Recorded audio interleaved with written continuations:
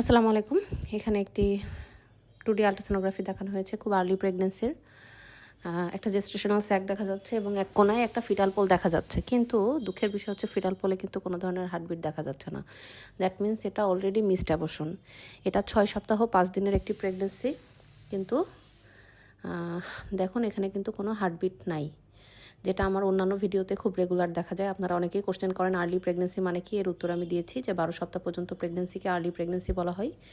এবং এটি আমি কালার ডপলার এবং পাওয়ার ওয়েভ দিয়ে ভালো করে দেখছি, কোনো ধরনের কোনো কার্ডিয়াক পালসেশন কিন্তু এটাতে প্রেজেন্ট নাই। আচ্ছা, এরপরে আমরা একটু ফাইন্ড আউট করার চেষ্টা করি যে কেন এরকম হতে পারে। এর পাশেই আমরা দেখতেছি যে বড় ধরনের একটি সিস্ট কিন্তু দেখা যাচ্ছে, মানে অলরেডি এটা মিসড অ্যাবর্শন, সাথে সাথে কিন্তু একটা বড় পানির যে একটা সিস্ট যেটা সেটা দেখা যাচ্ছে, পানির থলি, এটা অনেক বড় বাম দিকে। ধন্যবাদ।